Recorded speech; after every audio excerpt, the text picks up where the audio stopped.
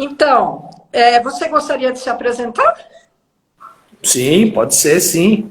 Bom, boa noite aí para todo mundo, né? Para os que não me conhecem, eu sou Gustavo Cury, eu sou um ex-atleta de basquetebol profissional, sou graduado em licenciatura plena em Educação Física, tenho uma pós-graduação em Psicossociologia do Esporte e venho trabalhando e praticando musculação aí há um bom tempo, né?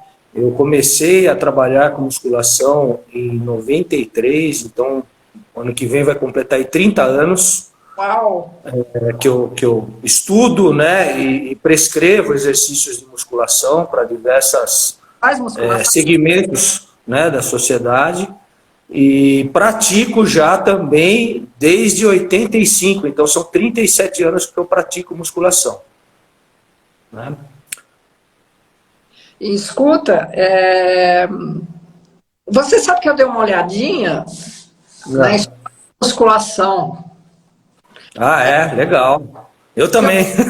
clássica, né? Quando eles estavam explicando aqui que primeiros registros eles acharam pesos de 130 quilos.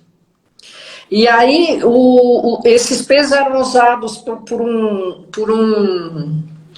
um atleta que chamava-se Milon de Crotona. Ele foi 6 vezes campeão das Olimpíadas. Olha lá, Michael Phelps Sensacional, que legal. brigando por medalha. E É aí isso aí. eu achei bacana que o treino dele era carregar bezerro nas costas. Quanto mais o bezerro crescesse, mais ele ficaria forte, né? É, que legal. E depois a musculação moderna surgiu em Londres, lá pelo ano de 1901. E o Sim, grande ícone, né, do fisiculturismo foi o Schwarzenegger. sim, sim. É, por aí. Tem achados históricos de 4.500 anos nas capelas do Egito, tem achados históricos por homens se exercitando com peso, né? Então é muito mais antigo, né, a musculação, não existia a denominação, né? Também tem evidências em pedras talhadas de 1896 a.C., mostrando homens se exercitando com peso, né? Se a gente for lembrar também na Grécia Antiga, né, aquelas estátuas dos homens musculosos, né? Então, a musculação, né? O que é a musculação? A musculação é um treinamento contra a resistência, um treinamento resistido.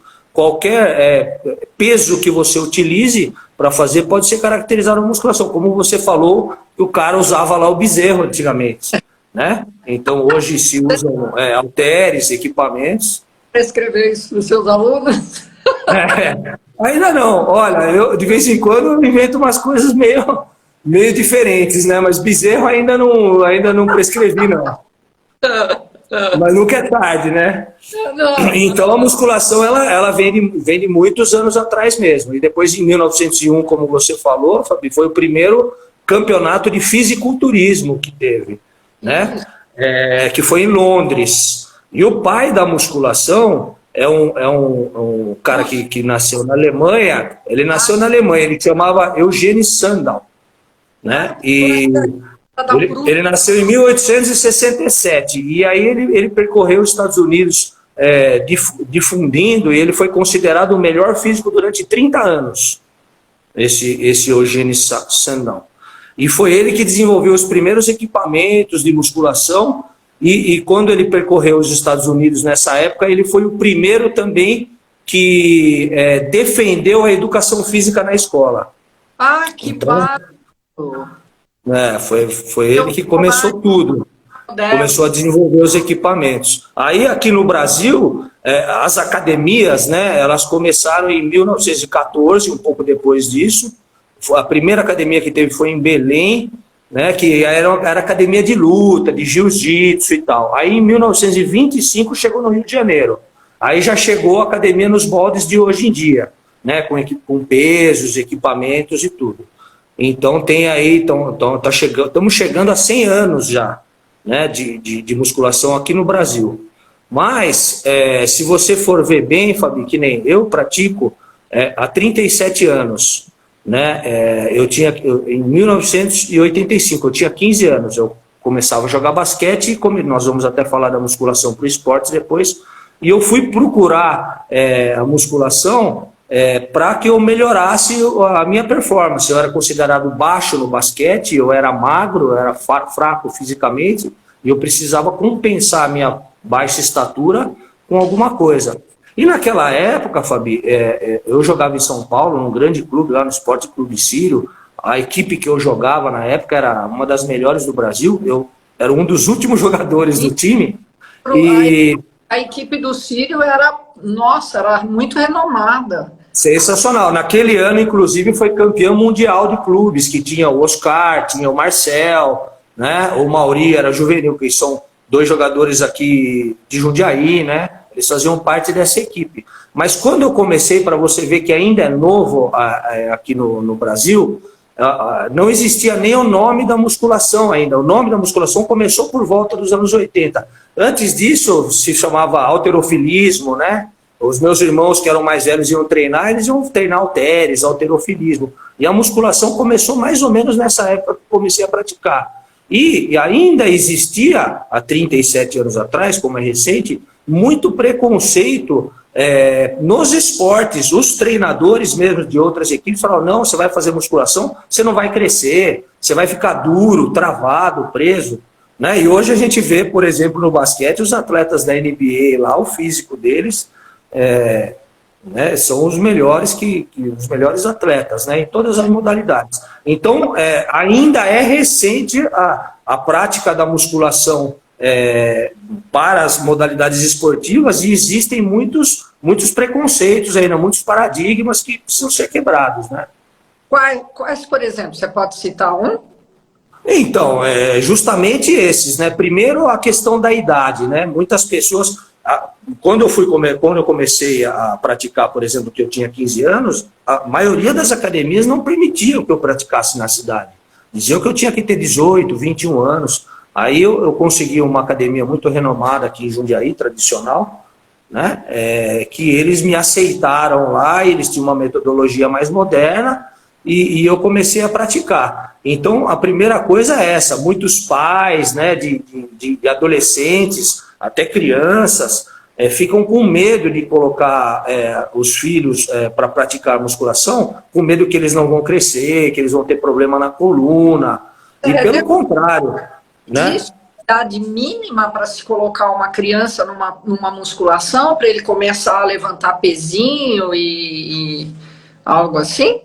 Então, Fabi, eu costumo dizer que a sala de musculação, a academia, é um lugar mais seguro, é um ambiente mais seguro para se praticar um exercício, porque é um ambiente controlado, né? Então, por exemplo, os pais não querem que a criança vá praticar uma musculação, mas de repente ele está na rua, ele está saltando uma mureta muito grande, muito alta, ele está carregando uma bicicleta nas costas, com uma postura errada. Então, muitas atividades do dia a dia de uma criança podem ser mais prejudiciais do que ele estar dentro de uma sala de musculação, com um professor gabaritado e competente, né, para tal atividade, orientando a postura naquele exercício, controlando a carga, o tempo de descanso, a velocidade do movimento.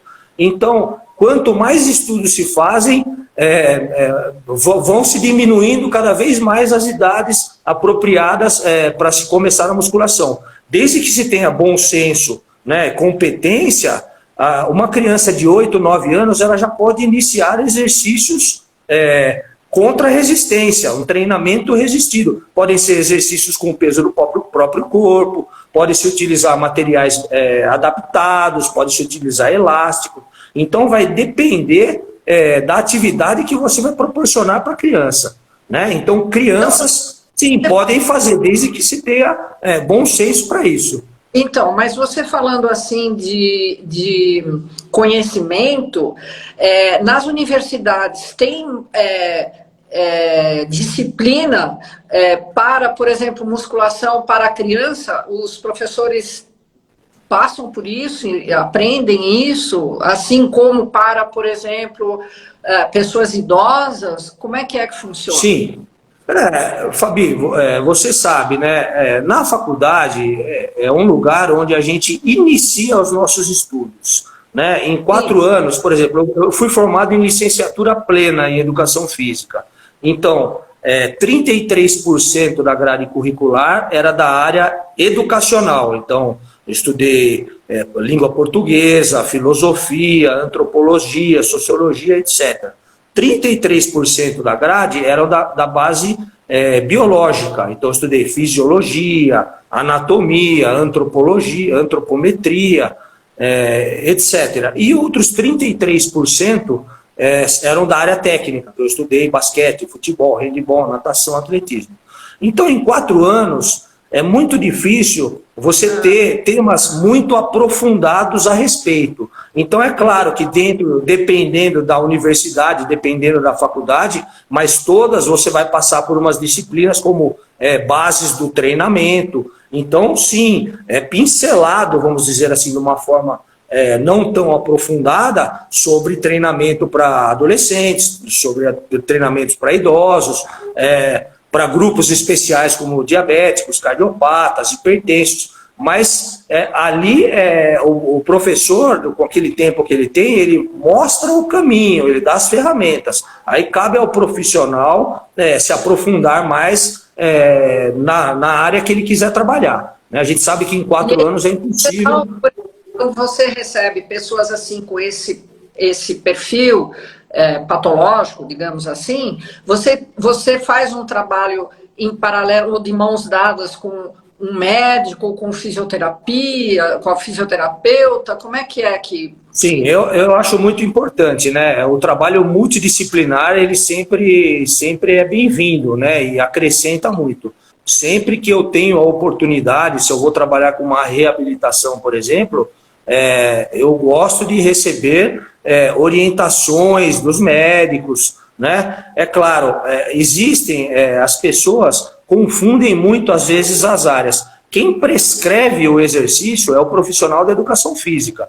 Então, por exemplo, se você está com um problema articular, né, um problema muscular, o médico ele vai dizer qual que é o seu problema, ele vai diagnosticar o seu problema, né? E a partir do diagnóstico do médico, quem vai prescrever os exercícios é o profissional da educação física. A gente vê muitas coisas diferentes por aí, que eu não quero entrar no mérito, mas às vezes, hoje em dia já nem tanto, mas tem muita gente que sai do ortopedista já com a prescrição do exercício, né? Aí já não é a área dele. E na área de fisioterapia também, que já é uma área mais de prevenção, de reabilitação. Então eu acho que tem que ser cada um na sua área, mas sim, um grupo multidisciplinar, é claro que trabalha com muito mais eficiência, né? Porque, sei lá, a gente não é uma coisa, né? A gente teria que ter uma visão mais holística, né, do corpo. Concordo. Eu acho assim, até inclusive na área ortopédica, na área da educação física, hoje em dia as pessoas estão cada vez mais especializadas, né? Quando comecei a jogar basquete, por exemplo, se eu tinha um problema, uma vez eu torci o tornozelo, eu fui no ortopedista. Outra vez eu tive um problema na panturrilha, eu fui no mesmo ortopedista. A outra vez eu fraturei a mão, eu fui no mesmo ortopedista. Hoje você tem um especialista para cada região. Não que isso seja ruim, porque assim eles podem se aprofundar mais, como eu falei anteriormente da minha área da educação física. Mas eu concordo com você, eu acho que a gente tem que ver o ser humano como um todo, né? E é importante que a gente tenha um conhecimento um pouco mais global e, claro, ter uma área mais afim que a gente queira se aprofundar. Ok. Você sabe, você falou que você foi jogador de tênis também?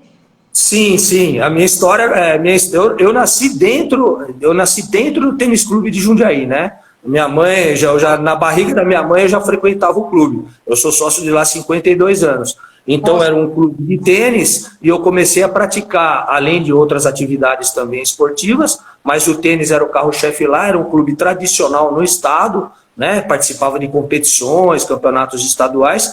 E eu, com 7, 8 anos, comecei a praticar e de 8 a 11 anos eu competia. Então eu disputava campeonatos em Jundiaí, disputava campeonatos estaduais. Eu sou da mesma geração do Jaime Oncins. Outro dia a gente estava conversando sobre a Patrícia Medrado, né? E eu sou da mesma geração do Jaime Oncins, que foi um excelente jogador também, aí, um dos ídolos do tênis nacional, e cheguei a jogar contra ele. Mas chegou num momento, eu cheguei num ótimo nível, com 11 anos de idade, e com 11 anos eu fui convidado para fazer parte da seleção paulista para disputar um campeonato brasileiro em Curitiba, né? Mas na época, o tênis, até hoje, ele é caro, mas na época ele era muito caro. As raquetes tinham que ser importadas, não existiam lojas que vendiam raquetes aqui.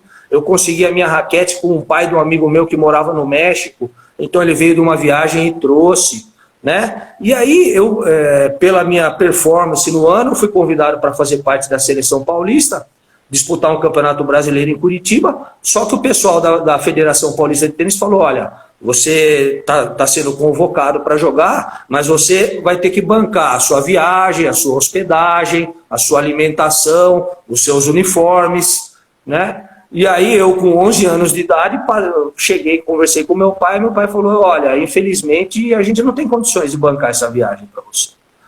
E aí, no fim, foi um outro menino, um grande amigo meu aqui, que jogava comigo, que sempre perdia nos campeonatos para mim. Ele foi no lugar, porque ele tinha condições financeiras na época.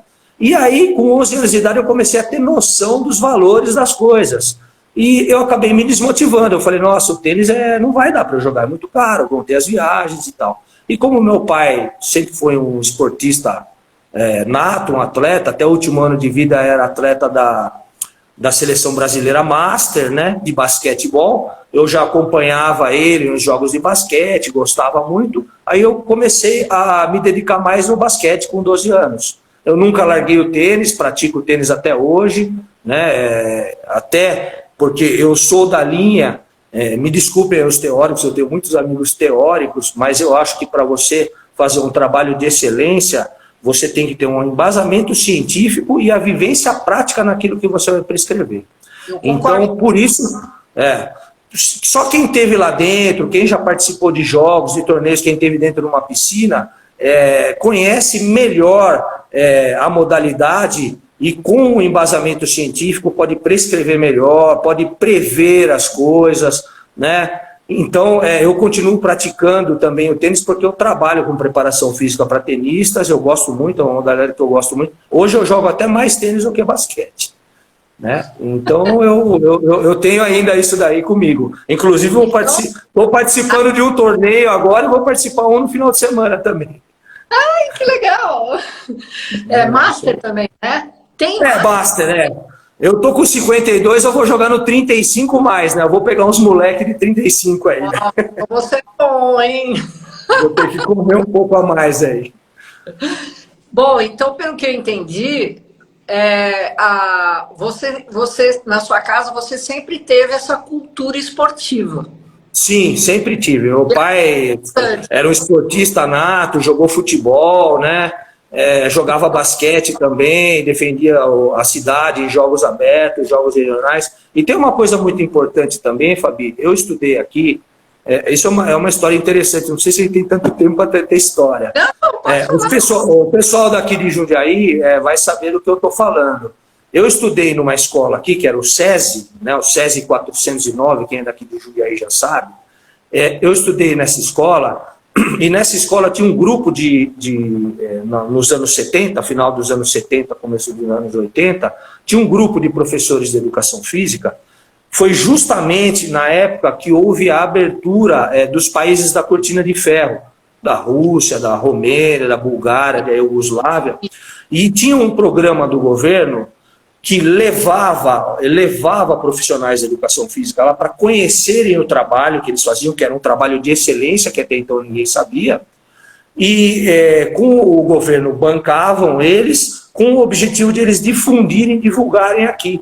E no SESI 409, nós tínhamos um professor de atletismo que foi para lá, um de futebol de salão, um de basquete, um de handebol, e um de voleibol. Então, a metodologia mais moderna para trabalhar com crianças, com adolescentes, para divulgar os esportes, eu tive toda essa vivência lá. Até natação tinha lá também, né? Então eu tive a vivência em todas essas modalidades esportivas já na minha infância para adolescência, né? Então eu tenho assim um repertório motor muito grande. Dos movimentos, digamos assim, né? É isso aí, né? A gente diz que a fase plástica da habilidade motora, o ideal para uma criança é dos 7 aos 12 anos, ela ter o máximo de experiências motoras possíveis para criar o acervo motor, o arquivo motor. É a fase plástica, onde ela tem mais facilidade para adquirir habilidades motoras, né? Dos 7 aos 12 aproximadamente. É claro que varia um pouco de acordo com o ambiente, com a pessoa, né? Então, nessa idade, eu tive bastante dessas... Quando a criança começa a chegar nessa idade, o interessante seria apresentar ela a várias modalidades esportivas, para depois Exatamente. ela ter o conhecimento, aumentar a coordenação motora ou formá-la, e depois, então, para ela também escolher o esporte que ela gostaria. Sem dúvida, sem dúvida. A especialização, né, no esporte, ela vem um pouco depois dessa fase. No começo é importante que a criança adquira essas habilidades motoras. Nessa fase, tudo que ela aprender jogando bola vai ajudá-la no basquete. É importante que ela tenha uma adaptação ao meio líquido, aprender pelo menos a se virar na água, né? Correr de frente, correr de costas, saltar, rolar, girar, trepar em árvore, em alguma coisa. Quanto mais habilidades motoras essa criança desenvolver nessa idade, mais habilidosa do ponto de vista motor ela vai ser na juventude dela, no auge de alguma modalidade esportiva que ela venha praticar, né? A gente vê pessoas que fazem alguma modalidade esportiva que aprendem depois de mais velho, você vê que elas não têm os fundamentos muito bonitos, né? Então a pessoa vai jogar tênis todo dura, ou mesmo na natação. Perguntar, quando essas crianças aprendem isso nessa idade, né, entre, sei lá, 7, como você falou, e 12 anos, em que ela tem a oportunidade, o privilégio, né, porque é um privilégio, de Sim. ser apresentada para várias modalidades esportivas, essa informação física, ela carrega para depois, mesmo que ela fique um tempo sem fazer esporte, ela carrega para o resto da vida.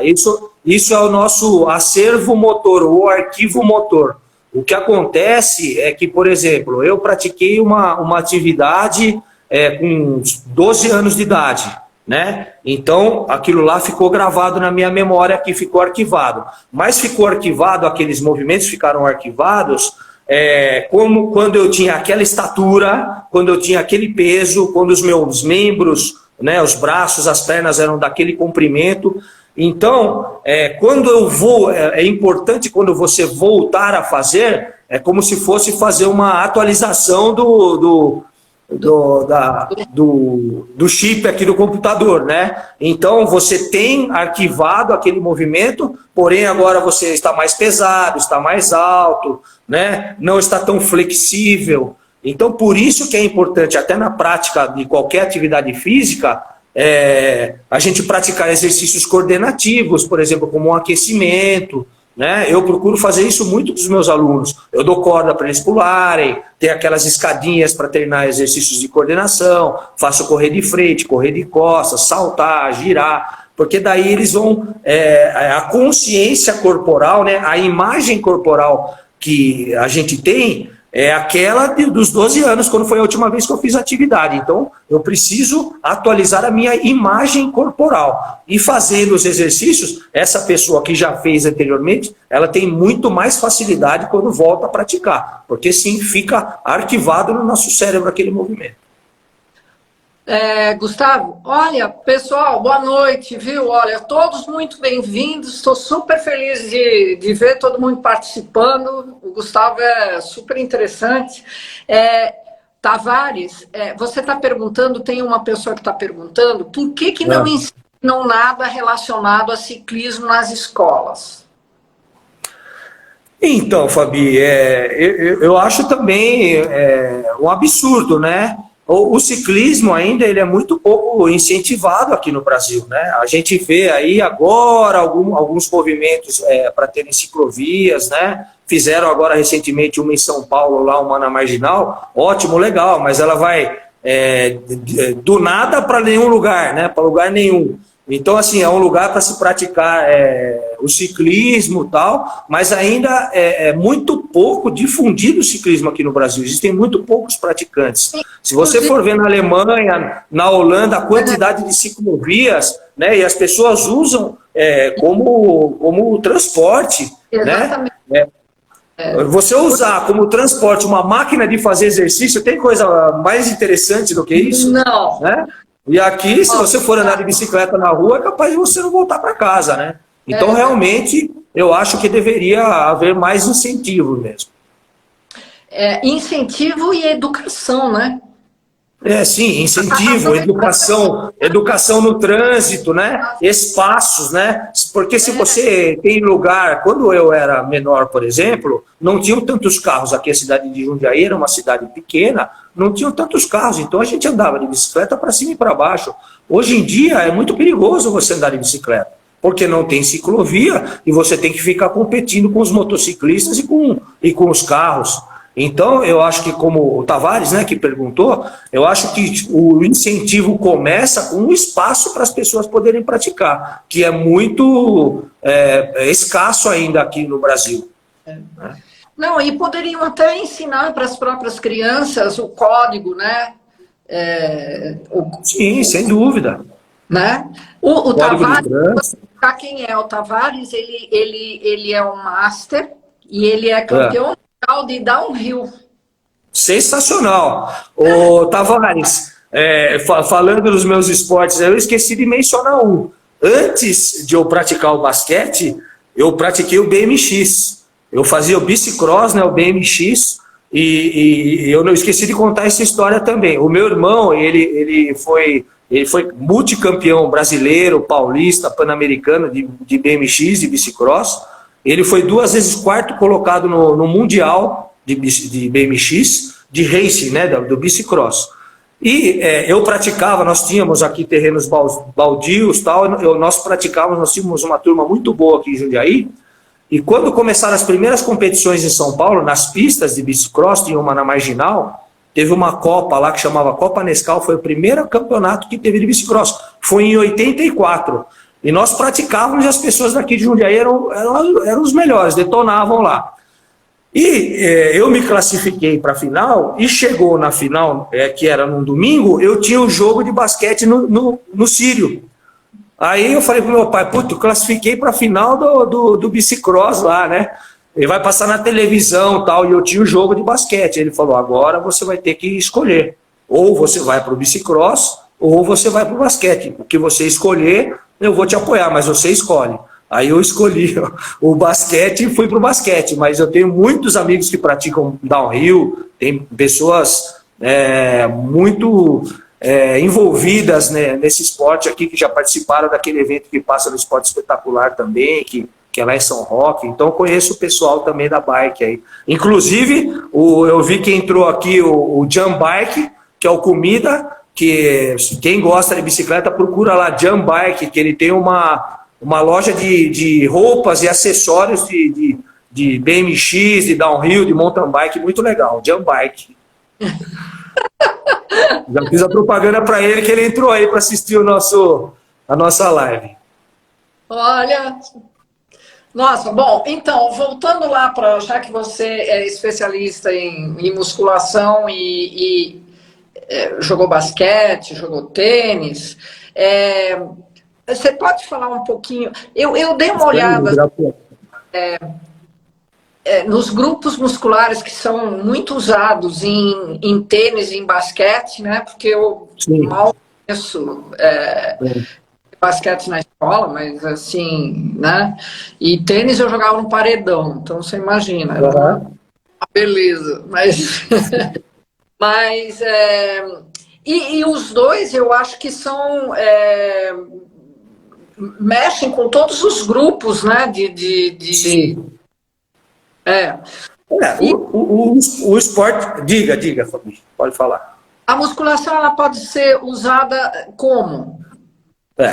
A musculação no esporte, né, ela é utilizada, ela pode ser usada para prevenir lesões, né? A gente vê nas peladas, hoje em dia por aí, ou por exemplo no próprio clube, as pessoas que praticam musculação e fazem o seu esporte de preferência são aquelas que passam o ano todo praticando e ficam muito pouco no departamento médico, no estaleiro. Né? Então a musculação, ela serve primeiro para prevenir lesões no esporte que você for praticar, no seu esporte de preferência. Ela serve para melhorar a performance. Então, o aumento das capacidades físicas. Você pode melhorar a sua força, você pode melhorar a sua resistência, você pode melhorar a sua potência, você pode melhorar a sua velocidade e também a flexibilidade. Então, ele serve para desenvolver as capacidades físicas, né? E serve também... Perdão? Por exemplo... Para equilibrar. Sim. Se você faz um esporte onde você usa muito a parte frontal da perna, você tem que equilibrar a parte traseira da perna, né? A musculação. Exatamente. Ela serve para gerar um equilíbrio muscular. Por exemplo, o tenista ele usa mais, se ele for destro, o lado direito e menos o lado esquerdo. Então, é possível fazer um trabalho de equilíbrio muscular, né? A musculação ela serve também para recuperação, para reabilitação. O atleta que se machucou, que passou por uma cirurgia no joelho, no ombro, no tornozelo, ele vai usar a musculação como reabilitação, para que ele possa voltar a praticar também. Né? Então, olha quantas possibilidades e a importância da musculação para o esporte. Né? Lembrando, como você estava falando do equilíbrio e tal, a gente, quando se fala em esporte, musculação para o esporte, uma coisa importante é a gente respeitar, seguir o princípio da especificidade. Né? Então, quanto mais próximo da realidade da modalidade esportiva que você pratica, o exercício que você fizer na musculação, mais transferência de condicionamento você vai ter. Né? Por exemplo, para um nadador, não adianta muito ele ficar correndo ou ele ficar pedalando. O nadador ele tem que pedalar. Né? A não ser em algumas fases da periodização do treinamento que ele queira melhorar a capacidade física global, geral dele. Mas nas fases competitivas, principalmente, quanto mais específico for o trabalho, melhor. Hoje em dia existem, inclusive, equipamentos, existe uma linha de uma empresa aí, que existem equipamentos que eles simulam muito o gesto técnico do nadador, por exemplo. São uns cabos que eles saem da parede e o nadador pode fazer o movimento das braçadas, do crawl, da borboleta e tudo mais. Então, é importante você seguir os princípios, o princípio da especificidade. Assim você melhora, otimiza o seu trabalho de musculação para o esporte. Na academia, você trabalha mais, a procura ela é maior para os esportes ou para cuidar, terapia, prevenir? Como é que é? Sim. Eu já trabalhei com todas as áreas, né, Fabi? Hoje em dia eu trabalho mais com qualidade de vida, mas também trabalho muito com atletas amadores que fazem a musculação, como eu falei para você, para permanecerem, para se machucarem menos, para permanecerem mais tempo dentro das quadras, né, e melhorarem o seu rendimento, mesmo que seja um esporte por lazer. Hoje em dia eu trabalho mais isso. Mas eu também trabalho com basquete, com treinamento para basquete, trabalho também com treinamento para tenistas também. Dependendo da época, aí há uma procura maior ou não. É muito diferente da especificidade, visto que todos os grupos musculares são usados e tudo mais. A especificidade do treinamento para um é muito diferente do que para o outro. Das modalidades esportivas, você está falando? Sim, depende da fase da periodização do treinamento. Quando você está longe, por exemplo, de uma competição, vai ser um trabalho mais básico, onde você vai fazer os exercícios multiarticulares básicos, como, por exemplo, um supino, um pulley, que é uma puxada para os dorsais, o supino para o tórax, um agachamento para as pernas, né? Um leg press. São os exercícios básicos numa certa fase da periodização de treinamento.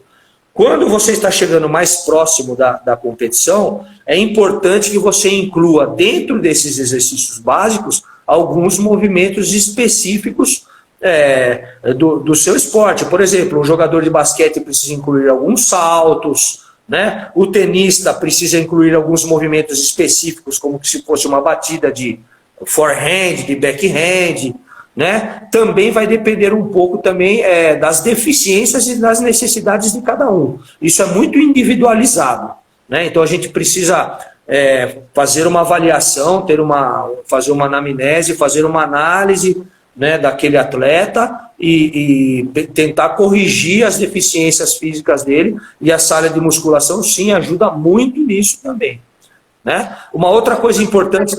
Anamnese, você tem que conhecer o atleta melhor, você também assiste ele jogando basquete ou jogando tênis para ver o... Sem dúvida, é muito importante isso. É muito importante a gente assistir, né? Aí que entra também a vivência prática. Quem só tem a teoria tem um pouco mais de dificuldade disso. Mas eu procuro acompanhar, assistir os atletas jogando e treinando, né? E, inclusive, é importante, como você falou da equipe multidisciplinar, essa troca de informações entre o treinador técnico, né, e o treinador físico. Outro dia a gente estava batendo um papo e a gente estava falando sobre os pilares do treinamento desportivo, né, Fabinho? Né? São os 4 pilares que a gente não pode esquecer. Quem vai praticar algum esporte, um esporte competitivo, ele tem que lembrar que o esporte competitivo ele é embasado em 4 pilares. No treinamento técnico, né? No treinamento tático, no treinamento físico e no treinamento psicológico, que é muito pouco falado aqui no Brasil, né? Muito pouco, as pessoas dão muito pouca importância, né? Muito pouco valorizado. Então, são esses 4 pilares que tem que ser trabalhados, e precisa ter uma equipe multidisciplinar para trabalhar isso. Essa parte psicológica da qual você está falando, você aplica ela só em profissionais, assim, como é que a gente poderia chamar? Atletas absolutos, ou também atletas, por exemplo, como é o Master? Entendi. Não, vamos lá, vou falar 2 coisas, já falando desses pilares, né? Daí eu já vou chegar na pergunta que você me fez. Olha só, esses 4 pilares: o físico, o técnico, o tático e o psicológico. Eu vou falar mais ou menos o que é cada um dentro de uma modalidade para todo mundo entender, né? Okay. O treinamento tático, o treinamento técnico, né, são os gestos técnicos, né? Por exemplo, um tenista, como que ele vai segurar na raquete, a empunhadura, né? O golpe de backhand, o golpe de forehand, ou na natação, a braçada, como que vai ser a entrada na fase aquática, como vai ser a saída, o posicionamento da cabeça. Todas essas são questões técnicas. Hoje em dia, a parte técnica, né? Um pouco de biomecânica. Sem dúvida, biomecânica e cinesiologia. Quando aconteceu a abertura dos países da cortina de ferro, né? Antigamente ninguém sabia o que as outras pessoas treinavam. Então a parte técnica hoje, se você for no YouTube ou se você quiser ver o melhor nadador, como é que ele treina tecnicamente, né, taticamente, que eu ia falar que é o segundo, são as estratégias, né? Numa prova de natação eu vou sair mais lento e vou dar o sprint mais no final, ou no tênis eu vou jogar mais as bolas de fundo, ou vou subir mais para a rede, né? Ou no futebol nós vamos defender mais. Essa é a tática.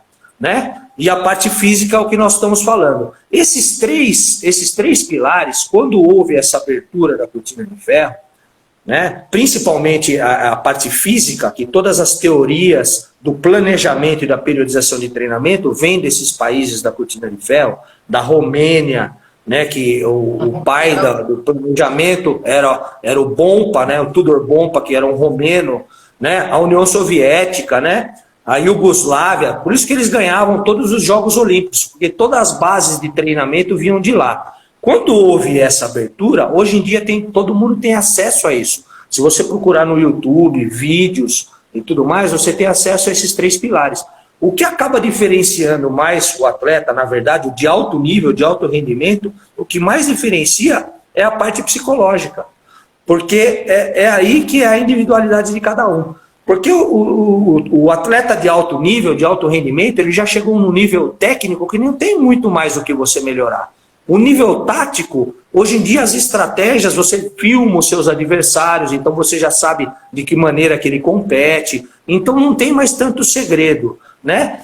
Os treinamentos físicos, quando houve essa abertura, né, hoje quem dita as regras da atividade física é o American College, o Colégio Americano de Medicina Esportiva. Né? Então, se você entrar lá na página deles, tem tudo quanto é pesquisa. Hoje estão terminando mais várias, todo dia tem pesquisa sendo terminada. Então, o que acaba diferenciando os atletas, na verdade, de alto rendimento, é a preparação psicológica, que é muito pouco valorizada aqui no Brasil.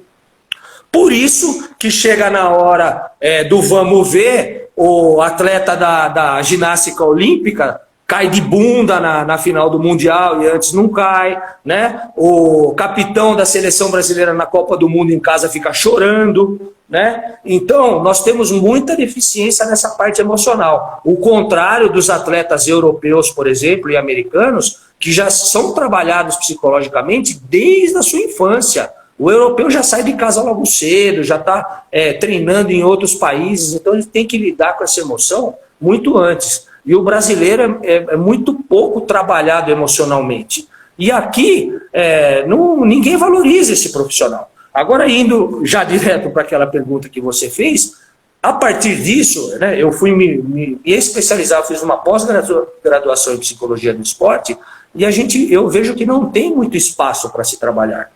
Os clubes, as equipes, elas têm tão pouca verba, você acha que eles vão contratar um psicólogo do esporte? Então, a gente acaba vendo aquele técnico de basquete, que ele é o técnico, ele é o preparador físico, ele é o psicológico, o preparador psicológico, é o mordomo que carrega o saco de bola, porque não se tem estrutura para isso aqui no Brasil. Então, a partir disso, eu comecei a desenvolver o meu próprio método de prescrição de exercício, que é um treinamento psicofísico. Então, eu já prescrevo tanto para atletas quanto para pessoas que querem qualidade de vida, eu já utilizo a parte psicológica junto, né? Para pessoas que vêm de uma reabilitação, muitas vezes eles estão com falta de confiança, às vezes eles não estão, por exemplo, a pessoa que operou o joelho não está colocando o pé no chão, porque ele não tem confiança. Então a parte motivacional é muito importante. Então eu já introduzo essa parte psicológica, motivacional, junto com a prescrição dos exercícios dentro da academia. E para os atletas, é claro que existem intervenções mais profundas para se fazer, mais específicas, seguindo o princípio da especificidade, que a gente consegue diminuir o nível de ansiedade, né, diversos exercícios que a gente pode simular aquele momento da competição, dias, semanas antes deles acontecerem, para quando chegar naquele momento ele está muito mais preparado psicologicamente para aquele momento. Preparação psicológica, físico-psicológica, você usa, por exemplo, algumas terapias integrativas, tais como, por exemplo, musicoterapia, biblioterapia, alguma coisa assim? Olha, a musicoterapia eu nunca usei. Eu acho a videoterapia eu acho muito interessante, né? Não. Principalmente para Biblio. Tem uma modalidade de terapia agora, a terapia integrativa, que está sendo muito usada pelos psicólogos, que é uma literatura você dá para a pessoa específica naquilo que ela precisa. Ele é conduzido a esse tipo de leitura. Interessante. Eu costumo não usar tanto essas outras terapias alternativas, eu não faço uso. Confesso que eu não faço uso porque eu não tenho tanto conhecimento. Confesso que eu não tenho. Mas, por exemplo, de uma forma empírica, isso a gente acaba usando. Literaturas, a gente sugere livros, né, de atletas, e uma série de coisas que podem acabar ajudando, sim, numa competição, por exemplo. Qual seria, assim, o problema mais recorrente psicológico desses atletas? Eu acho que é a falta de segurança, né? A insegurança, o medo, né? O medo que paralisa a gente, né? A gente vê em altas competições, eu fui técnico de basquete durante muito tempo, fui técnico universitário aqui em Jundiaí, e eu costumava falar para os meus atletas, né? Quando eu era treinador técnico, não preparador físico, quando a pessoa consegue numa competição fazer você não precisa, você vai na competição, eu falava para eles, vai na competição e faça exatamente o que você faz nos treinos. Você não precisa fazer nada a mais do que você faz nos treinos. Se você for lá e conseguir fazer aquilo que você está fazendo nos treinos, vai ser excelente. Pode ser que você saia de lá vencedor, ou pode ser que naquele momento alguém estava num nível superior que você, seja numa competição individual ou coletiva. Então eu acho que a maior dificuldade do atleta é ele ir para uma competição pensando, querendo, imaginando que ele vai fazer coisas além, coisas que ele não faz no treino, no dia a dia. Eu acho que isso que é a grande sacada. Os grandes atletas, por exemplo, eles estão numa competição valendo milhões numa final, como se eles estivessem batendo uma bola no quintal de casa. Eu acho que essa é a grande diferença dos atletas. Eu posso fazer uma pergunta assim, porque quando a gente é espectador e que a gente vê essas competições pela televisão, eu vivo os bastidores da natação. Então eu Sim. sei que a gente vai para uma sala, né, quando eles chamam, né, a gente pelas séries, né, então se você está na terceira série, quarta série, quinta série, vai assim. E aí você tem fileiras de bancos dentro dessa sala, então a de cá, a última, seria, sei lá, 10ª série, aí nadou uma, vai para 9ª série, 8ª série. Você vai indo cada vez mais para frente e vai chegando a sua vez. Ali naquele banco, a gente já está sentado conforme a colocação ali no bloco de saída. Na então, classificatória e tal. 2, 3, 4, 5, e se tiver 8 raios, né, são 8 atletas. Certo. E vai mudando de banco até você chegar na sua vez de nadar. Então, eu senti que é ali que você ou ganha ou perde. Porque você começa a olhar os outros e você começa a se comparar, né? Falar assim, nossa, a mulher tem um braço, pelo amor de Deus. Olha o tamanho. O que eu estou fazendo aqui? Sabe, essas coisas assim? Né? Aí a pergunta é, como é que são os bastidores, por exemplo, dos jogadores de basquete? Como é que é essa entrada para a quadra? Como é que acontece lá dentro? No basquete, nos esportes de salão, basquete, futebol de salão, handebol, né, voleibol, normalmente cada equipe fica em um vestiário. Então a gente chega no vestiário, a nossa equipe chega num vestiário, né? Se é no nosso ginásio é o vestiário do dono da casa, ou se é no ginásio, né, do adversário, é no vestiário do visitante. Então lá a gente já se troca, né, coloca o material, né, o tênis, o calção, a camiseta, e ali já vamos conversando, cada um. Tem pessoas que têm o seu ritual, tem pessoas que gostam de ficar mais quieto. Aí é um pouco individual de cada um. E normalmente ali antes de entrar para a quadra já tem uma pré-eleção do treinador também, do técnico. É o último momento ali antes de entrar na quadra que reúne todo mundo e fala. E aí isso é muito individual de cada um. Tem pessoas que gostam de ficar quieta, tem pessoas que gostam de colocar um fone de ouvido e ouvir uma música, né? Tinha um time que eu joguei em Bauru, que nós ficamos campeões da Série A2 lá. Foi o primeiro ano que o time estourou. Hoje o time é o que é por causa daquele ano que foi o primeiro ano que o time ganhou. Nós tínhamos um ritual, nós mesmos adotamos, foi um jogador que inventou e depois nós adotamos. Ele levava em 96, né, aqueles breakão, aqueles aparelhos de som grande, ele levava lá e colocava uma música, né? E aí começava a tocar música, ficava todo mundo pulando, um batendo no outro. Então é uma maneira de ativação, né? Isso a psicologia mostra. Existem diversas maneiras de você ter ativações, né? Uma ativação. Então isso é de cada um. Tem pessoa, você quando você vai entrar numa competição nessa hora no banco, se você estiver ativado demais, eufórico demais, isso é prejudicial. E se você estiver desativado demais também, estiver desanimado, lento demais, também é prejudicial. Existe uma ativação ideal que você tem que atingir. Então, né? Para entrar na competição. Ela é essencial, porque ela pode diminuir tua frequência cardíaca em relação à ansiedade que você tem, ou ela pode aumentar a tua frequência cardíaca em relação ao que você for nadar, por exemplo. É isso aí. Os movimentos exigem um ciclo, por exemplo, maior de braçada. Se eu for nadar uma prova de 50, eu vou botar uma música que se adeque o ritmo das braçadas. Isso. Sim? Exatamente. Tanto é legal. Que tá por exemplo, numa pista de atletismo, e que você vê que o cara vai fazer salto em distância, ele sempre pede pro público bater, começar a agitar nesse ritmo. Sim. Entendeu? Eu acho assim, isso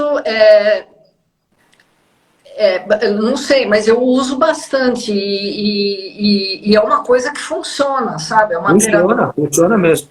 É isso mesmo. E é até onde o fator psicológico ele pode ser alterado, são nesses momentos que antecedem.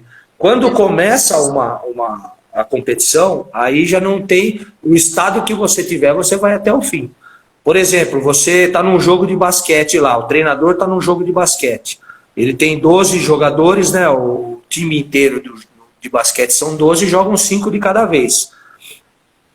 Se naquele momento um dos jogadores, você percebe que ele está muito ansioso, muito nervoso por alguma coisa, dificilmente durante a partida você vai conseguir alterar o estado dele. Tá? É muito difícil você conseguir, dependendo do que aconteceu com ele. Né? E uma outra coisa, você passa pelo banco olhando assim os atletas, pela postura do atleta você já sabe quem está motivado, quem está com medo, quem está querendo entrar na partida, quem não está querendo entrar. Então essa questão psicológica ela é muito interessante porque te dá ferramentas para você poder utilizar durante a competição também. Sabe que eu acho, Gustavo, é uma impressão minha, mas, por exemplo, na natação é um esporte solitário no sentido que é extremamente individual, ele é introspectivo, né? Sim. Então, quando você vai para a prova, você tem um contato muito pequeno em tempo com o público que está lá. Então, você vai lá no bloco, pula, nada e sai. Tá? Enquanto que num esporte de equipe, assim, voleibol, basquete, você está em contato direto com o público, não é? Existem diversas interferências, né? Uma correlação aí com a natação, com os esportes individuais, algumas modalidades de atletismo, né? Corrida e o tênis, por exemplo. Quando eu fiz um trabalho de estudo no tênis, o tênis de campo, ele é considerado psicologicamente uma das modalidades mais difíceis de se praticar. Por quê? Primeiro, porque é um esporte individual. Então, você não tem como se esconder atrás, como na natação, não tem como você se esconder atrás de ninguém, não, é você, com você mesmo ali. Segundo, o tênis, tanto ter, né, no basquete, no futebol, às vezes você não está muito bem, o outro compensa ali, você não está marcando, o outro faz a sua. A natação também não dá. Desculpa. A segunda coisa é que você não tem, durante a competição, o tênis é lógico, é muito mais longo, mas também algumas provas de natação, durante a competição você não tem nenhuma interferência do técnico. Né? No basquete você pode pedir um tempo, no futebol tem um intervalo, o treinador fica falando. No tênis, nada, nem na arquibancada o técnico pode falar com o jogador. Então não tem nenhuma interferência do jogador. Né? A terceira questão é que num torneio de tênis, quando você ganha, quando você vence, tem aquela liberação daqueles hormônios da felicidade, aquele prazer que você sente, você lida com a vitória durante 24 horas. Porque se você ganhou hoje, se não foi a final do torneio, amanhã você tem a continuidade do torneio. Né? Você joga de novo.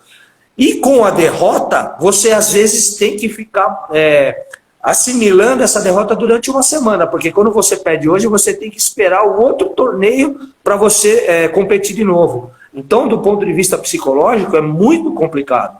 E eu vejo a natação mais ou menos também com essas questões aí.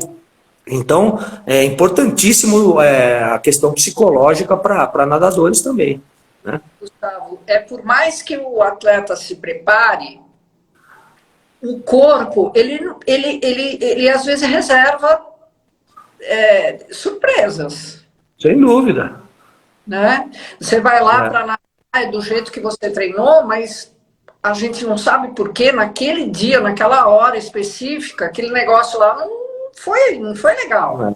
Existem diversas coisas questões que podem alterar, né, o seu estado físico, como uma noite mal dormida, algum alimento que você comeu e não caiu bem, alguma questão particular que aconteceu pessoal que ficou na sua cabeça e você não conseguiu digerir. Né? A mulher tem muitas questões hormonais dependendo da fase que ela está. Então existem diversas coisas que podem alterar ali o seu nível ótimo de rendimento. Né? Entendi. Nossa. Certo? Conversa. Não sei, mas olha, gente, se vocês quiserem, por favor, fazer pergunta, estejam à vontade, né? Não, o Roger tá aí, ó. O Roger tá aí que eu tô vendo. Eu não sou muito íntimo ainda das tecnologias, mas eu tô vendo que o Roger tá falando alguma coisa aí. Eu não consigo ver muitas questões. Depois vai ficar gravado, né? Depois a gente vai ver isso daí, né? Tá bem da gente. Ele é suspeito, ele não pode. Você poderia também aproveitar, Fabi, falar um pouco do projeto do site, né? Aproveitar para divulgar um pouco. Eu gostaria de parabenizar. Você que é a mãe da criança, aproveita para falar um pouco, né? Eu ainda tenho que abrir a caixinha de adesão Eu tentei entrar lá, ser membro, não consegui. Então. Depois a gente divulga, então. Evidentemente, provavelmente vai ser feito amanhã ou depois, tá? Certo. Mas para você ser membro é gratuito, pode entrar. Eu quero fazer desse site o ponto de encontro dos atletas ou dos esportistas, ou mesmo daqueles que querem começar uma atividade física, porque nós vamos ter muita coisa dentro do site. Muito legal. .br, é tão fácil e eu agradeceria muito se vocês conseguissem participar assim que eu ajustar isso, porque na realidade essa mudança que a gente está querendo fazer em relação à imagem do atleta master, ele depende só da gente, é uma força, é um trabalho de equipe. É isso aí, tamo junto. O que precisar aí, conta com a gente. Eu sei que você é super estudiosa, tá nas pesquisas. Eu ainda estou muito na prática, né? Às vezes a gente não tem tanto tempo para acompanhar lá no grupo de estudo, mas o que eu puder fazer para colaborar, você conta comigo, tá? Obrigada. Nossa, você é formidável, doutor Roger. Nossa, eu estou tendo ajuda de tanta coisa, de tanta gente que, nossa... E sabe, os esportes em geral, eles são muito ricos em conteúdo, né? Então, e o que eu gosto de fazer nas lives é que essas lives dão oportunidade para as pessoas de conhecerem outros esportes, né? Que a gente não conhece. Outro dia eu fiz uma live com um amigo meu que ele é corredor de montanha. Nossa, eu aprendi tanta coisa que eu não tinha nem ideia, sabe? Muito legal. Eu acho muito bacana, né? Isso. Essa diversidade, a gente conhecer, né? Falando também em musculação, a musculação ela é importante para as modalidades esportivas. Todo atleta, seja ele amador, por lazer ou de competição, ele deve praticar musculação por essas questões que a gente já falou, para prevenir lesões, para melhorar a performance, para recuperar de uma competição, né? Para reabilitação, né? Para voltar a uma competição pós-cirúrgica ou pós-lesão, né? Mas a musculação como atividade física, ela é a segunda atividade física mais praticada no Brasil, né? Ela só perde a musculação como atividade física mesmo, não como os atletas. Ela só perde para caminhada. 33,6% mais ou menos da população praticam a caminhada, e a segunda atividade física mais praticada no Brasil é a musculação, cerca de 17,7% das pessoas. Né? Se a gente for ver isso, são praticamente 40 milhões de pessoas que praticam atividade física. Depois vem o futebol com 11,7% mais ou menos, e a quarta modalidade são as lutas e as artes marciais com 2,3%. Então, nossa, incrível. Para você ver a importância e a quantidade de pessoas que praticam já a musculação, mesmo sendo uma atividade meio nova e ainda existirem alguns certos preconceitos, como nós conversamos no começo, né? É muita gente praticando a musculação e tem uma margem muito grande ainda para melhorar isso. A musculação, Fabi, ela é a atividade física mais segura para grupos especiais de saúde, por exemplo. O que são grupos especiais? O hipertenso, o cardiopata, o diabético, gestantes. Esses 4 grupos de pessoas, a musculação é a atividade física mais segura que se tem para fazer, né? Para o atleta master, como nós falamos, a gente, né, que é o nosso carro-chefe aí, a importância da musculação, tanto para prevenção de lesões, para melhora da performance, né, para manutenção por mais tempo durante a temporada na prática daquela modalidade esportiva, a partir dos 30 anos de idade, a cada ano a gente chega... Quem não pratica musculação, o ser humano normal, ele perde cerca de 1% da sua massa magra, do seu músculo, a partir dos 30 anos. Então, quando a pessoa chega aos 60 anos, ela perdeu cerca de 20% da sua massa magra, do seu músculo. Aí a gente vê muito assim, tem aquelas pessoas que ficam orgulhosas, falam, nossa, eu tô com 60 anos de idade e eu sirvo na mesma calça, na mesma roupa que quando eu tinha 30, né? Que ele tá com o mesmo peso, eu subo na balança, eu tô com o mesmo peso. Mas 30%, 20% do seu músculo se tornou gordura, né? Então a musculação entra aí também como qualidade de vida, como prevenção de problemas cardíacos, né? Como regulação da glicose, regulação da hipertensão, né? Pessoas que praticam musculação, é muito frequente que tem problemas de pressão alta, é frequente que as pessoas começam a diminuir a dosagem do remédio. Então, a musculação ela é muito importante desde a criança até o último dia de idade do ser humano, para diversas coisas, tanto para performance, quanto para qualidade de vida, quanto para longevidade, né? As questões funcionais para que ela consiga continuar fazendo as atividades diárias dela, como subir uma escada, levantar e sentar de uma poltrona, né? Então, é muito interessante, além do esporte, né? Na perna para poder levantar sem se apoiar. Sem dúvida, sem dúvida. Você sabe que, desculpa, eu vou emendar aqui, uma das coisas que mais me choca, que eu tenho observado bastante, é na praia. Eu vejo pessoas relativamente jovens, de 35, 40 anos, que não conseguem levantar da cadeira simplesmente com as pernas, elas têm que se apoiar, sabe? E vou mais longe. Eu já cheguei a ver essas pessoas que, quando estão na praia e tem ondas de meio metro e tudo, elas não têm força para se segurar de pé. Elas teiam, elas caem, elas desequilibram. E eu fico assim, chocada com isso, porque isso denota uma falta de atividade física tremenda, né? Uma pessoa de 40 anos que já está assim, quando chegar a 70, como é que vai estar? Tem um estudo que fizeram em 29 países, os países mais considerados aí, mais evoluídos, vamos dizer assim. De 29 países, o país que ficou em último lugar em termos de atividade física, quantidade de atividade física por semana, foi o Brasil. O Brasil ficou em último lugar nessa pesquisa, com uma média de 3 horas de atividade física diária por pessoa.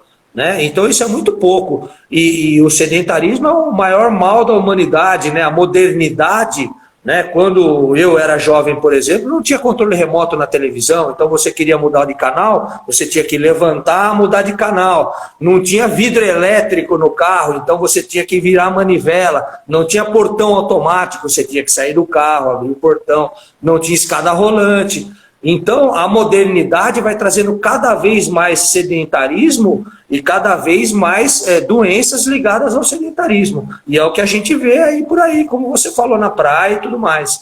Pessoas sem força muscular, pessoas sem habilidades motoras, descoordenadas, porque não brincaram de mãe da rua, de pega-pega, de perna de pau. Né? Hoje em dia fica todo mundo dentro do seu apartamento trancado jogando videogame e no computador. Então, isso daí é um mal que tem que ser combatido, e também a musculação ela vem para poder combater isso. Por isso que é interessante, às vezes, uma criança até mais jovem, é claro, com bom senso, com conhecimento de um profissional de educação física acompanhando, mas eu não vejo por que ela não estar dentro de uma sala de musculação fazendo alongamento, exercícios de equilíbrio, de flexibilidade e exercícios até de contra-resistência, com exercícios do peso do próprio corpo e às vezes até alguns pezinhos, por que não? Não tem problema nenhum. Porque você sabe que eu tenho o que eu reparei, e eu até tinha comentado com a minha filha, que apesar de fazer muitos esportes, eu nado, a minha média de natação por dia, 6 vezes por semana, é de 4,5 km. Tá? Eu nado 4 km por dia. Então não é pouca coisa. Eu tenho 60. Muita coisa. Eu acho que, né, é um volume e com intensidade. Tá?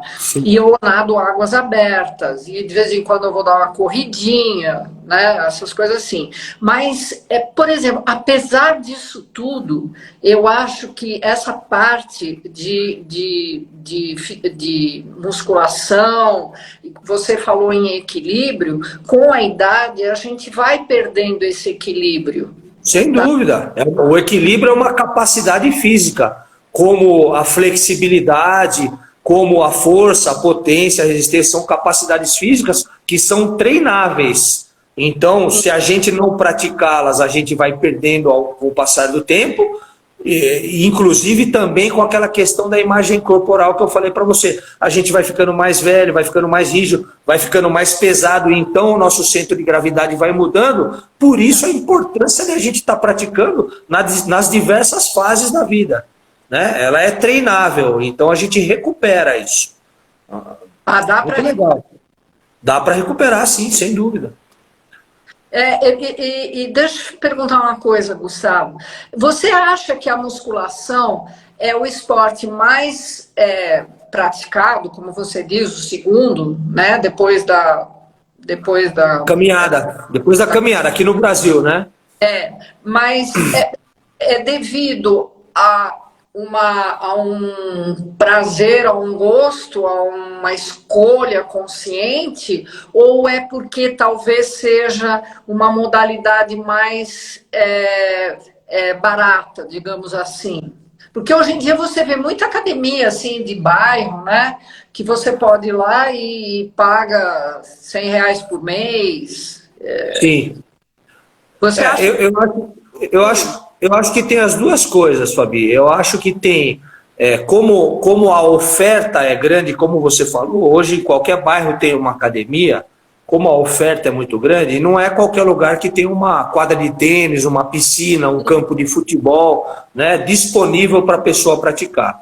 Então, os esportes, as modalidades individuais, elas já acabam levando uma certa vantagem, elas têm um maior número de praticantes, principalmente com o passar do tempo, falando até em atleta master, como é o nosso tema também, porque você não tem... Para eu jogar basquete, eu preciso arrumar mais 9 para poder fazer uma partidinha. Agora, se você quer nadar, você quer correr, você quer pedalar, você pode fazer sozinho. A musculação entra nisso também.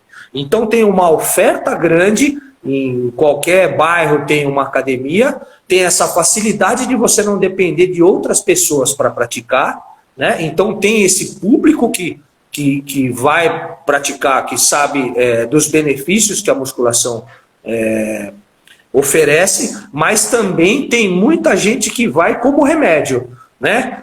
Eu tô morrendo de dor nas costas, eu fui no médico, o médico falou para eu fazer academia, né? O outro, eu morro, né? Aquela pessoa já com 40, 50 anos, eu tô morrendo de dor no joelho, né? Aí a pessoa vai, o médico fala para ir numa academia, né? O que acontece é que a adesão, né, aquelas pessoas que mantêm o ano todo frequentando a academia é muito menor das pessoas que entram, né? A maioria começa a fazer e nos 3 primeiros meses acabam desistindo. As pessoas que continuam fazendo são aquelas que percebem os benefícios que a musculação acaba trazendo, né? Porque as pessoas, né?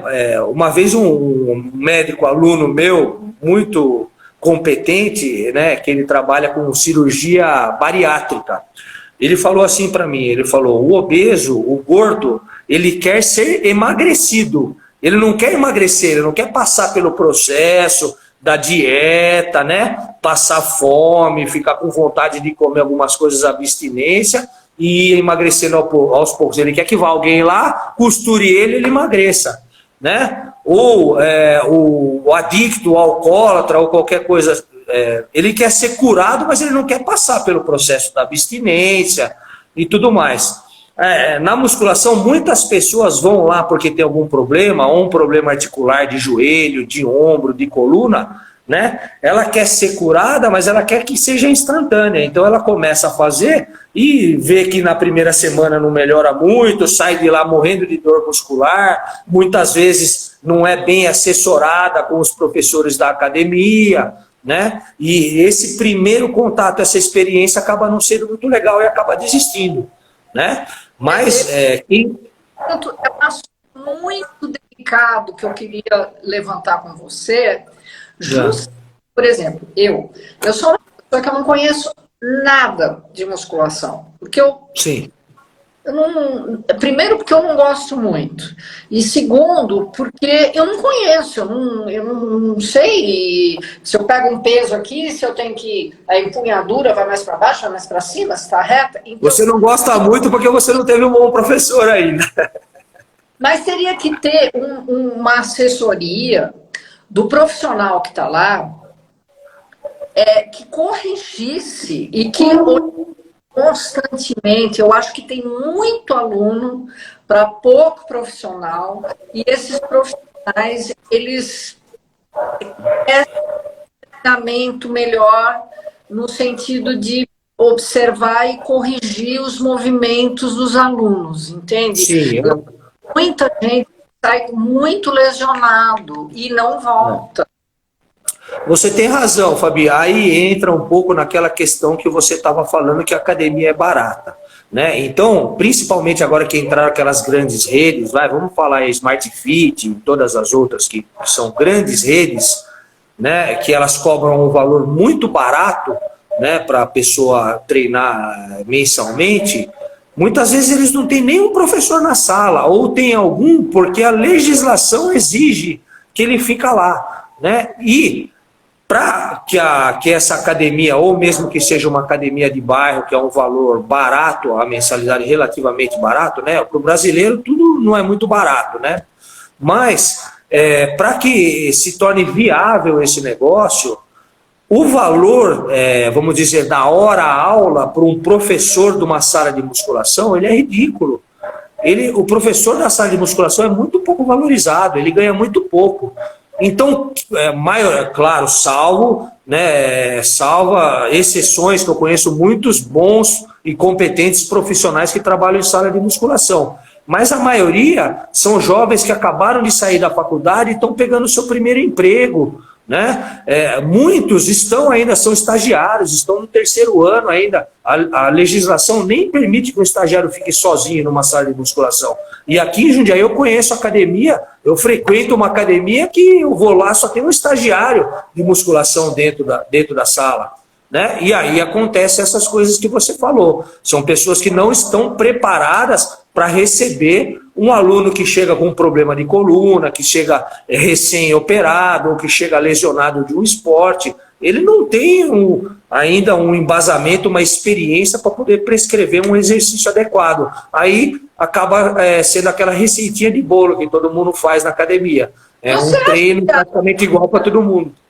Você acha que haveria, por exemplo, a gente caminha para isso, eu pensei nisso agora, uma especialização do professor de musculação voltado para certos esportes, por exemplo. Eu já cheguei muitas vezes para algum professor de musculação e falei assim, olha, eu preciso fazer musculação adequada para natação, e não é nem para provas semilongas ou longas, de fundo. Eu sou velocista, então eu preciso de um treinamento bem específico para isso, né? Eu não posso crescer, não é esse o problema, né? Então, você acha que, de repente, isso vai caminhar para uma especificidade do professor de musculação?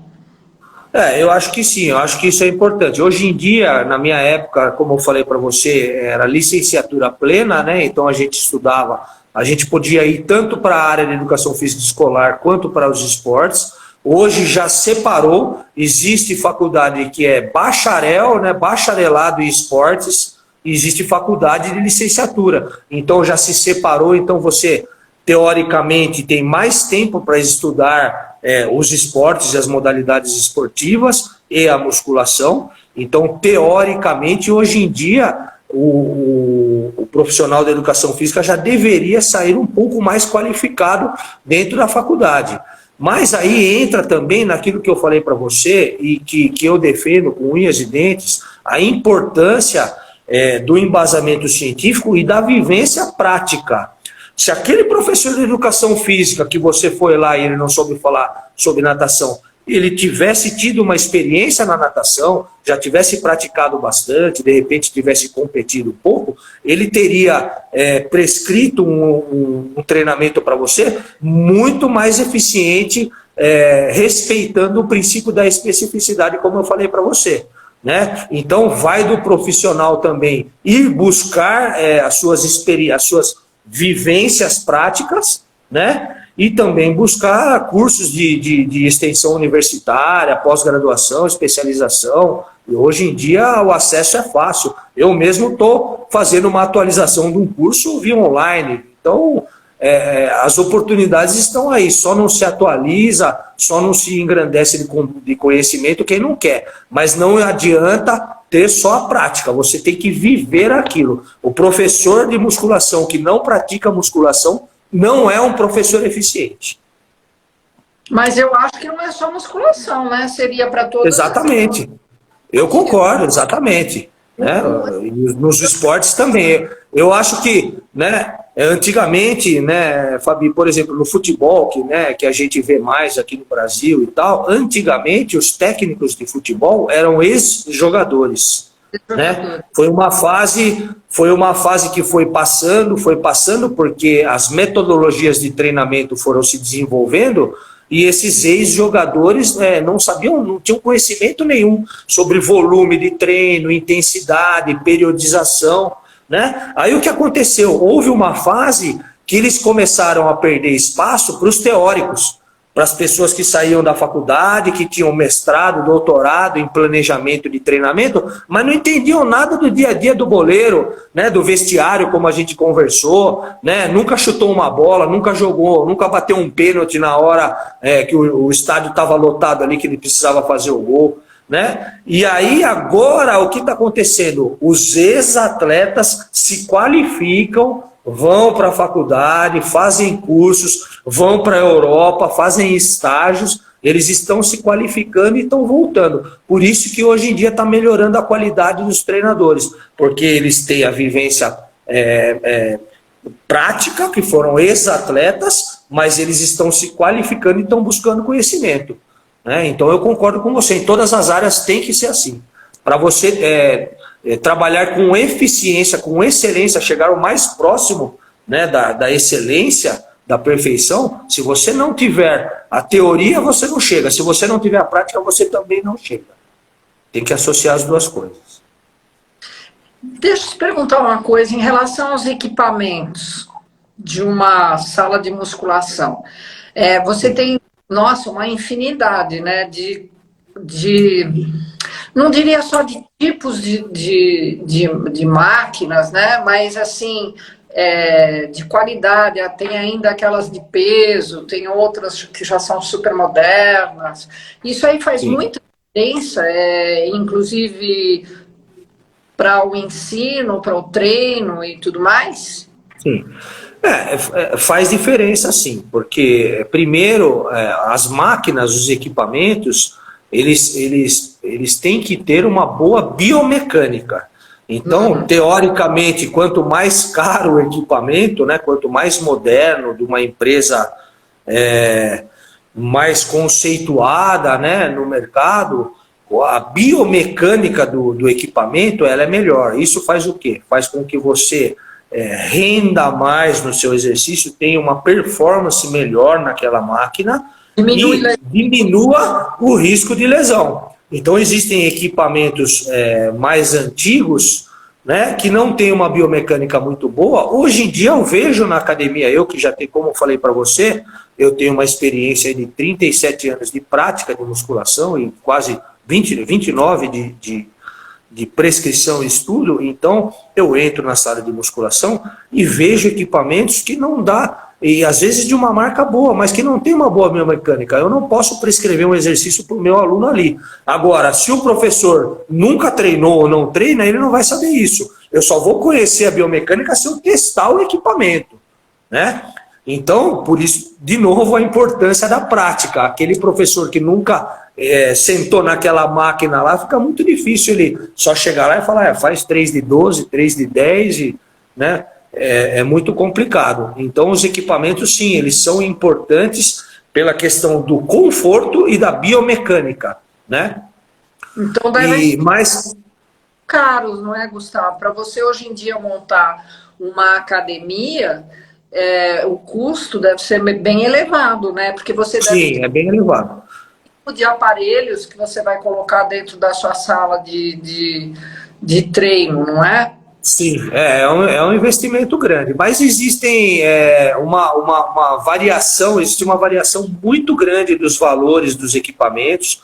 Hoje em dia existem diversas empresas, mesmo nacionais, mas o que é importante que você tenha um conhecimento, uma vivência prática e um pequeno conhecimento de biomecânica e experimente os equipamentos antes de fazer um um investimento. Existem equipamentos que não têm condições de você treinar. E existem ótimos equipamentos de empresas pequenas com um custo-benefício muito bom que você pode estar utilizando. Eu mesmo, agora recentemente, eu fiz uma academia, eu tenho uma academia aqui na minha casa, onde eu treino a maior parte dos meus alunos, é uma academia profissional. Para eu fazer essa academia, eu pesquisei demais. Então, a gente pesquisa, a gente experimenta para tentar ter o melhor custo-benefício, mas realmente existem equipamentos com valores astronômicos. Aí. Com o valor de um equipamento, você poderia montar uma academia. Por isso tem que conhecer um pouco e tem que treinar, né? Tem que ter essa vivência prática para experimentar e conhecer um pouco da biomecânica também. Existe, por exemplo, aquele, como é que dentro de aquela variedade assim, RPX?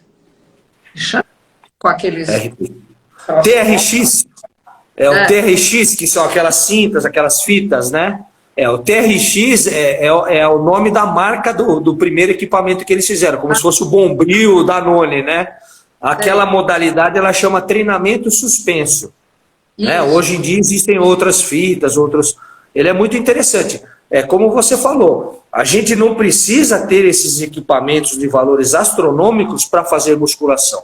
A musculação, como a gente comentou no começo da live, todo e qualquer exercício contra a resistência ou treinamento ou exercício resistido.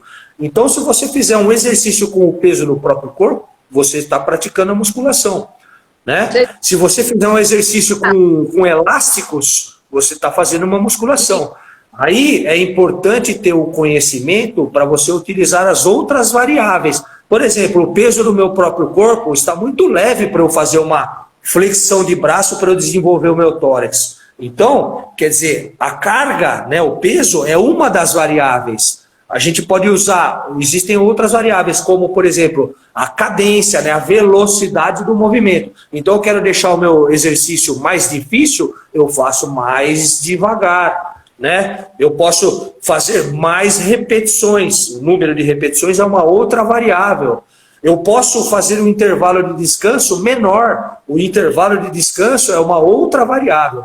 Então, existem diversas outras variáveis que você manipulando, você consegue fazer exercício com o peso do próprio corpo. Por exemplo, a musculação com o peso do próprio corpo. Ou com esses elásticos que você compra numa loja cirúrgica, que você vai pagar 12, 13 reais o metro. Elástico, uso bastante. Né? Na natação usa muito. Né? E aí você vai usando essas outras variáveis. Quer deixar o exercício mais difícil? Faz mais lento. Né? A amplitude do movimento também é uma outra variável. Mais tempo, né? Então você resiste mais, é isso. Né? Isso, é o tempo sob tensão. O mais importante para o desenvolvimento muscular é o tempo sob tensão, o tempo que o seu músculo ficou contraído. Então, quanto mais lento, mais amplo você fizer o movimento, maior vai ser o tempo sob tensão e maior vai ser a eficiência desse exercício. Salvo certas exceções, quando a gente for utilizar o princípio da especificidade. Então, às vezes você precisa fazer um movimento um pouco mais curto para chegar mais próximo da sua realidade. Por exemplo, um corredor. Na fase que ele vai ter uma prova recente em breve, ele não precisa fazer, por exemplo, um agachamento completo, porque o movimento de corrida dele é uma pequena flexão de joelho. Então, para ele chegar mais próximo da especificidade da modalidade dele, ele pode fazer um agachamento um pouco mais curto. Aí, como ele vai compensar? Ele vai compensar com a cadência, faz um pouco mais devagar, né? Faz um intervalo de descanso um pouco menor, utiliza uma carga um pouco maior. Então, existem diversas variáveis que a gente vai manipulando, que só com conhecimento mesmo que a gente consegue manipular. E às vezes um professor da sala de musculação recém-formado, recebendo ali 10, 12, 15 reais por hora, não vai ter condições de fazer. Aí o aluno chega lá, faz algumas aulas, vai embora e não volta mais. Teve a a primeira impressão péssima da musculação e que não é essa a realidade, né? Ou da musculação ou da academia, né? Ou da academia, né? É isso aí. Sabe que eu ia te perguntar. Ah, sim. Eu sou muito perguntadora, né? Tenho muita... Pode perguntar. O que a gente souber, a gente responde. O que não souber, eu vou procurar saber para depois responder. Como é que você vê? Eu não sei, eu não entendo, mas eu já fiz algumas vezes Pilates. Como é que Sim. o Pilates encaixaria dentro do... Tem alguma coisa a ver com musculação ou não? Ele tem, porque ele é um exercício de contra-resistência também. Existem todas aquelas máquinas, aqueles equipamentos que têm molas, né? Você Isso. põe mais mola, põe menos mola, então você está fazendo um exercício contra-resistência também. É um ótimo exercício, mas ele é mais focado na mobilidade, né? Uns exercícios com com altas amplitudes, então um exercício mais para flexibilidade, para mobilidade, para respiração. São exercícios que trabalham bastante a região do core, que são os músculos estabilizadores do nosso corpo, né? É uma modalidade muito interessante, dependendo da sua necessidade, dependendo para que você quer. Para hipertrofia, por exemplo, já não é tão interessante. Para uma modalidade esportiva, também talvez não seja tão interessante por conta dos princípios da especificidade. Mas, por exemplo, você pode incluir sessões de Pilates dentro de um plano de treinamento, por exemplo, uma vez na semana para melhorar a sua flexibilidade, né, o seu alongamento, a sua respiração, diminuir o nível de ansiedade. Existem diversas características que tem dentro dessa modalidade que podem ser aproveitadas dentro dos esportes também. Então ela pode se encaixar dentro de um plano de treinamento do atleta, sim, sem problema. Ele está falando aqui que tem Pilates ajuda no alongamento e mobilidade articular. É para quem tem encurtamento muscular. Deve ser. É isso aí. Também funciona. É um dos benefícios. A musculação, lógico que eu estou puxando sardinha para o meu lado, mas a musculação também pode ser trabalhada dessa maneira, né? Existem incontáveis, infinitos exercícios e movimentos que você pode fazer dentro de uma sala de musculação. Inclusive, eu utilizo dentro das minhas aulas elementos do Pilates. Eu faço exercícios com bolas de ginástica, né? Então, eu acho super interessante também. E a musculação também pode promover a melhora da mobilidade articular, da flexibilidade, do alongamento também. Tudo vai depender da maneira que você faz. Se você fizer exercícios de musculação com amplitudes grandes, você vai também estar gerando uma mobilidade articular melhor e não um encurtamento muscular. Tudo vai depender da maneira que você utiliza, né? A forma que você pratica. O pouco que eu fiz musculação, eu às vezes senti em alguns exercícios um aumento mesmo da frequência. Isso é legal, né? Sim, sim.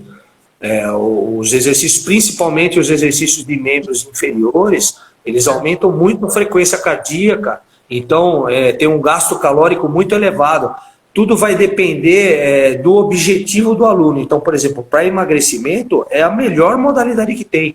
É muito melhor do que um trabalho aeróbico, uma corrida, uma natação, o pedalar. Porque você fazendo musculação, além de você ter um gasto calórico elevado, lógico, depende de quem está prescrevendo esse exercício. Depende da maneira que você faz, você consegue fazer os exercícios atingindo a frequência cardíaca, mesma que você estaria atingindo durante uma pedalada, ou uma natação, ou uma corrida, além dos benefícios musculares localizados que você está tendo, né? E a musculação, quando ela é feita em alta intensidade, que é o que se preconiza hoje, para a qualidade de vida, o treino tem que ser pesado, né? Você tem que trabalhar próximo da falha, né? Ou às vezes, em algumas repetições, até a falha, a falha concêntrica que a gente fala, é você não conseguir mais fazer o movimento. Para você fazer um treinamento eficiente, você tem que chegar nessa situação. E a musculação, ela vai, se você trabalhar nessa intensidade, ela vai alterar, vai acelerar o seu metabolismo, não só durante o exercício, durante diversas horas após o exercício e, dependendo da intensidade, dias após o exercício, o seu metabolismo vai estar mais acelerado. Então, para emagrecimento, ele é muito mais eficiente do que qualquer trabalho aeróbico, né? Além do que, para cada quilo de músculo que você ganha, são 100 calorias que o seu corpo gasta a mais em repouso. Então, quanto mais massa magra você tem, mais gordura você queima. Então, também não existe exercício mais eficiente do que a musculação para emagrecimento, desde que seja prescrita ou praticada da forma correta, né? Maravilhoso, viu? Você, impressionante o conhecimento que você tem. E, puxa. A gente teria papo aí para diversos dias, mas a gente pode combinar outras também, sem problema nenhum, outros assuntos. Falar, né? Por exemplo, a gente poderia falar sobre, assim, eu pessoalmente, quando eu faço musculação... sim! O que você sugere que é melhor? Fazer a musculação antes da atividade esportiva ou depois? Aí vai depender, você tem que priorizar, você vai fazer a primeira atividade o que for a sua prioridade. Né? Entendi.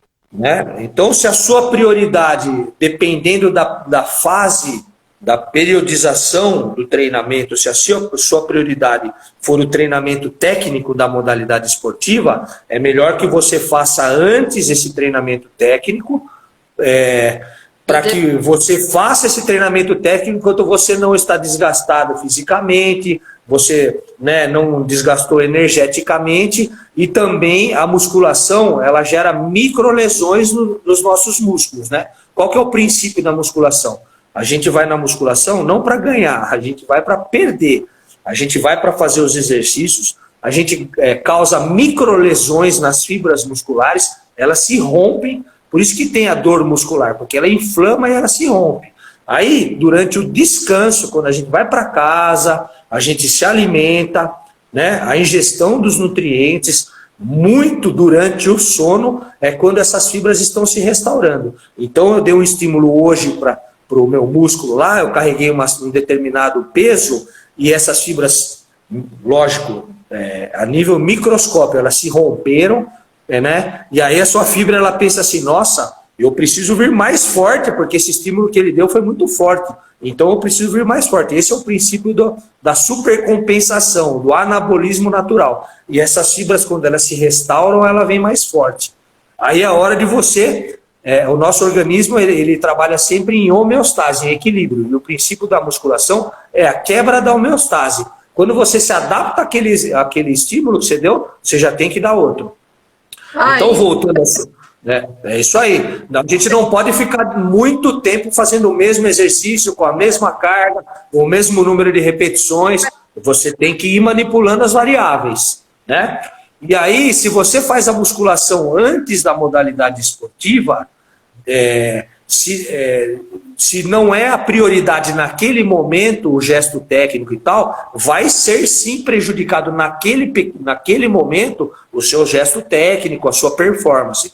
Mas a médio e longo prazo, é claro que isso vai melhorar. Então, se você está numa fase de treinamento, de preparação física, você quer melhorar o seu físico, você faz a sua preparação física, seja ela qual for, antes do seu treinamento técnico, né? Se você está numa fase competitiva, que você precisa aprimorar as técnicas da sua modalidade esportiva, você faz o treinamento técnico antes da parte física. Então vai depender da época e vai depender da sua prioridade. O que for prioridade, você faz primeiro.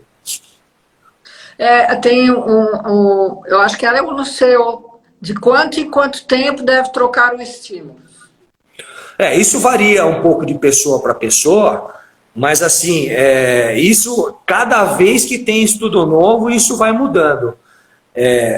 A mudança de estímulo, existem diversas variáveis, como eu falei para você. A escolha do exercício é uma variável, né? A carga é outra variável, o número de repetições é outra variável, ou o tempo sob tensão, a amplitude do movimento é outra variável, a cadência é outra variável, o tempo de descanso é outra variável. Então, existem diversas variáveis. Se você manipular uma ou outra variável, você já está mudando o estímulo, né? É importante que seja dito isso. Eu não preciso trocar todo o meu exercício. Se eu mudar a carga, eu já estou mudando de estímulo. Se eu mudar o número de repetições, eu já estou mudando de estímulo. Se eu mudar o tempo de descanso, eu já estou mudando de estímulo. Se eu mudar a cadência, a velocidade do movimento, eu já estou mudando de estímulo. E se eu mudar o exercício, claro que eu já estou mudando de estímulo. Mas hoje em dia, aproximadamente 4, 5 sessões do mesmo estímulo que você deu, o seu organismo já está totalmente adaptado, já está na hora de mudar novamente. E isso também acontece muito nas academias. Por volta disso, 3, 4, 5, já está na hora de mudar pelo menos uma dessas variáveis. Pelo menos uma dessas. Né? E você, o volume também. Você acha que é bacana, assim, não é que é bacana, como é que eu poderia dizer, não útil, mas o resultado é bom quando você faz, por exemplo, 2 vezes por semana, aí um dia você faz braço e o outro dia você faz perna. Ou seria melhor ter os 2 dias, metade perna, metade braço, entendeu? Aí entendi. Aí depende do seu objetivo, depende do objetivo do praticante, né? Se o objetivo for um desenvolvimento muscular, ou uma hipertrofia, ou um ganho de força, é importante, o ideal seria que ele praticasse mais vezes na semana, né? E aí, se ele praticar durante 4, 5 vezes, aí sim você faz um treino parcelado, treino A, B, C. Um dia treina perna, né, membros inferiores, outro dia treina, por exemplo, dorsais com bíceps, no outro dia treina peitoral com tríceps e com ombro, né? E essa divisão, é lógico que é uma conversa mais longa, ela é feita porque, por exemplo, quando você trabalha o peitoral, os exercícios de empurrar, normalmente, que são para o tórax, para o peitoral, os músculos auxiliadores já são o tríceps e o deltoide. Então, quando você vai fazer uma sessão de treinamento, você já treina tudo, porque o princípio é você depletar todas as possibilidades energéticas daquele músculo, para depois, durante o seu descanso, seus dias de descanso, sua alimentação, seu sono, você ter a supercompensação, o anabolismo natural ou a hipertrofia, né? E também tem estudos que mostram que se você praticar, você fizer um grupo muscular uma vez só na semana, você tem que fazer um volume muito grande de exercícios para que seja eficiente. Então, hoje estudos mostram que é mais interessante que você treine 2 vezes por semana cada grupo muscular do que uma, tá? Mas uma também funciona. Mas os estudos hoje indicam que se você treinar 2 vezes por semana cada grupo muscular, você vai ter um resultado melhor.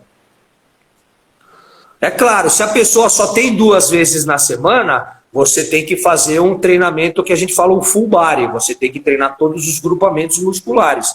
Você prioriza algumas coisas de acordo com as deficiências ou as necessidades do aluno, né? Escolhe os exercícios mais adequados, por exemplo, os exercícios multiarticulares, né? Aqueles exercícios que trabalham várias articulações ao mesmo tempo. Então, tem mais músculos, mais fibras musculares sendo trabalhadas, assim você ganha um pouco de tempo. Se você só tem 2 horas na semana, você tem que otimizar os seus exercícios. E aí você deixa um pouco mais os exercícios isolados de lado. E você passa mais tempo dentro da academia, né? Sim, cortou um pouquinho aí seu áudio. Se eu passo muito tempo na academia... 2 vezes por semana, você teria que fazer um trabalho mais mas daí teria que aumentar um pouco o tempo que você fica dentro da academia. Sim, teoricamente sim. Também é importante, se você vai fazer um treino com qualidade, também tem estudos que mostram que a partir de 50 a 60 minutos, o seu nível de testosterona, que é o hormônio aí do dos músculos, do crescimento muscular e o nível de glicogênio, eles baixam num certo ponto que já começa a perder a eficiência do seu treinamento. Então, a parte principal do seu treino, ela não pode durar muito mais do que 50 a 60 minutos. Lógico, salvo algumas exceções, como os atletas de fisiculturismo, pessoas que treinam durante mais tempo. Mas para o atleta ou praticante de musculação, é interessante que ele monte um treino que dure por volta de 50, 60, 70 minutos aí no máximo. Depois disso, o nível dele de testosterona e de rendimento já começa a baixar e aí já não é interessante. Aumenta a propensão de lesão, né? O treino você já não consegue trabalhar com uma carga tão adequada, então já acaba não sendo interessante. É melhor você deixar para a próxima sessão daí.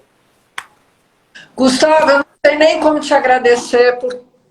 Imagina, eu que agradeço, Fabi. Nossa, você deu muito conteúdo. Que legal. Se pelo menos ou você, ou pelo menos uma das pessoas que entraram aí, absorveram, assimilaram alguma informação que a gente passou, né, já está valendo, a missão já foi cumprida. Né? A gente está num trabalho novo aí, num processo novo, né, Fabi? Ela é gravada, ela é salva. Então, se a gente conseguir atingir pelo menos uma pessoa, já está valendo. Isso. Né? Fazer diferença para alguém já é muita coisa. Já a missão cumprida. É verdade, Gustavo. Olha, muito obrigada. Nossa, o seu tempo precioso por ter dado esse tempo para a gente, viu? Imagina, foi um prazer. Continuo à disposição sempre quando precisar. Obrigada, viu, Gustavo? Tá bom? Não mais reter, a gente tem família, jantar, coisas e tal. É isso aí. Agradeço desde já, com certeza são assuntos assim que a gente pode marcar uma outra live daqui a um tempo para retomar outras coisas. Claro. Tem toda a parte assim de diferença de musculação para fitness, que eu também nunca entendi. Tem uma porção de coisas, né? Legal, vamos combinar sim. Burocrática mesmo, de montar uma academia, né? Tem, eu acho, a ACAD, né? Que é a Associação das Academias. Enfim, eu faço parte aí de um grupo que é gestão das academias, que me parece assim ser bem complicada, né? Porque tem academia tem academia que não tem, e o pessoal não sabe onde comprar isso, comprar aquilo, o profissional tem se não me engano, um turnover grande, né? Então isso gera custo também. Sem dúvida. E tem uma infinidade de coisas, né, para se conversar. É isso aí. Vamos combinar e fico à disposição, Fabi, quando precisar. Tá bom, uma boa noite para você. Viu? Obrigado, boa noite para você também. Muito obrigada, viu, por a vocês todos. E não esqueça o meu site, entra lá no site da Hieros, tá bom? É isso aí. Tchau, Gustavo. Obrigada. Beijo. Tchau.